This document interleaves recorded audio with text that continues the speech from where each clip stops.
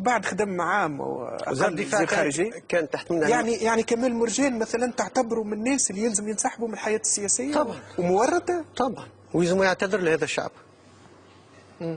انت تعرف القضاء العسكري وقت بن علي ايش عمل؟ ما اي ايش عمل؟ القضيه المعروفه الكبيره، كل القضايا اللي شاركت فيها هذا. نعطيك من الواحد.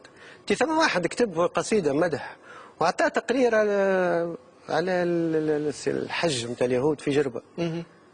فهمت؟ شنو قصيده مدح؟ قصدي مدح للثوره. ثورة يتغنى بها بالثورة الفلسطينية. شدوه في المطار، عملوا له قضية الانتماء وضع النفس زمن السلم تحت تصرف منظمة إرهابية. واعتبروا أن منظمة شو اسمه حزب الجبهة الشعبية هي منظمة إرهابية.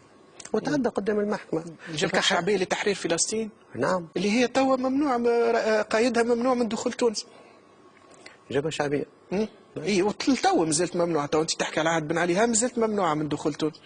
هذا يوصف له علاش ممنوع؟ ما عند باليش. تعطيني معلومة. نايف الجبهة الشعبية نتاع نايف حواء؟ لا مش نايف حواء. تحكي على حاجة أخرى. واضح.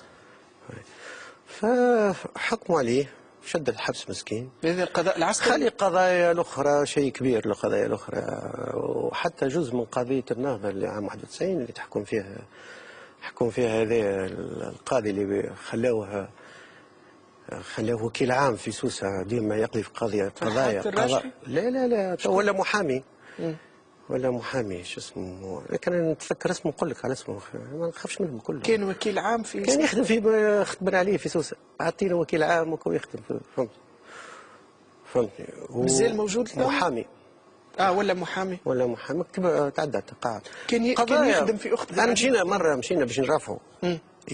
رئيس المحكمة يضرب بساقه على الكريدن، لأن هو كريدن كانوا الملف متكون من كريدن. طلبنا احنا تأخير على أول الاطلاع عدد وسائل الدفاع. أعطانا مدة صغيرة، أخي انسحبنا. ولا معناها ثم شكون يتبع من الحقوقيين في الجلسة وكل راجعوا موقفهم، قالوا راهو العميد فهمتي وقتها العميد الباهي عبد الوهاب الباهي يرجعوا، قال لكم ارجعوا. وجاوا في جردنا البوليس السياسي راهو يلقى لنا نرجعوا. رجعنا سيدي، دخلنا رئيس المحكمة يضرب بالصباطه على الكريدن، يقول هذا كل باش تقراوه. معناها المحكمة مش تحكم وهي مش باش تقرا الشيء هذاك. والله العظيم يعني، وهذه شهادة للتاريخ يعني. قال انت هذا كل باش تقراوه، يضرب بصباطه على الكريدن، كانوا في البيرو بتاعه. يعني هذا كدوس، هذول اسمه بشير كدوس. بشير.